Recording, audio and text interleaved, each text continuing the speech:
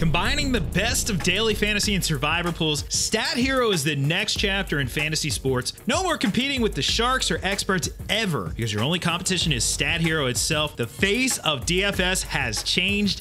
Finally, a game designed for the rest of us. Hey, what's going on? Jeff Ratcliffe here. Week 9 fantasy football is upon us, so it's time to dive into that waiver wire for this week. And since we are just over a month away from the fantasy football playoffs, I think it's a good time to just take a look at your rosters, especially on your bench, and ask yourself, what is this player doing for my team? Because really, players should serve one of two purposes. Either they're guys who could be starters for your roster, or they're guys who you're stashing on your bench who have major upside.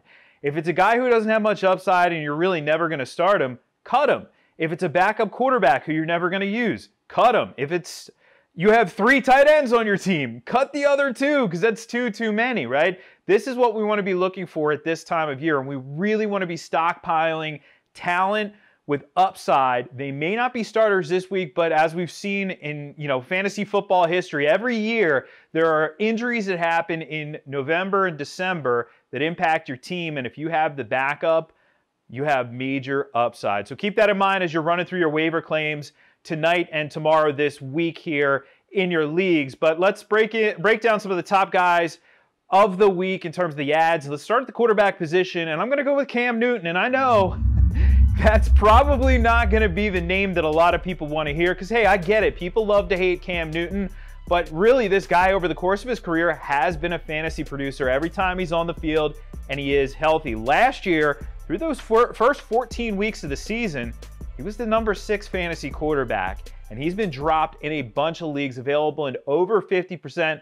of fantasy leagues right now. And here's the thing, I should say, if you don't like Cam Newton for fantasy and you know you're never going to like Cam Newton for fantasy, don't add him because obviously, hey, you're never going to like him. But I know a lot of people out there are just simply looking for upside at the quarterback position.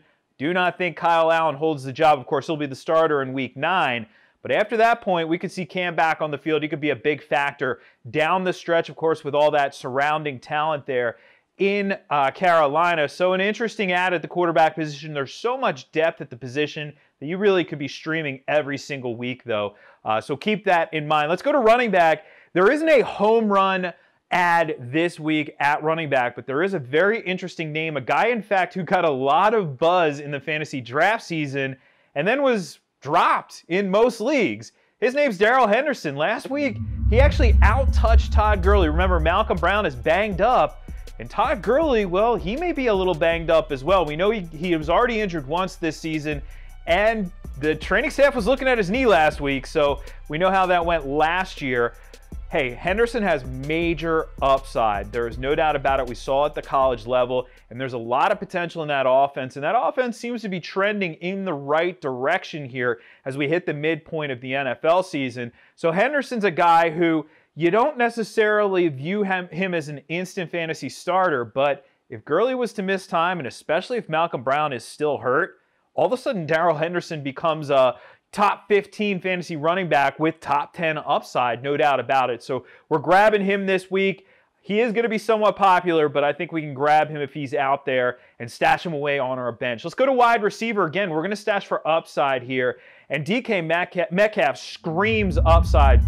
So far this season, he is the leader in end zone targets, 12 end zone targets for DK Metcalf. And I know people always respond with, well, that's great in my points per end zone target league. Yeah, I get it. You don't get points for it. But while these numbers don't necessarily show up in the fantasy box score, they do indicate upside. And we saw it last week. DK scored 2 touchdowns. If he continues to be targeted this heavily in the red zone, this guy is going to put up big numbers throughout the course of this season.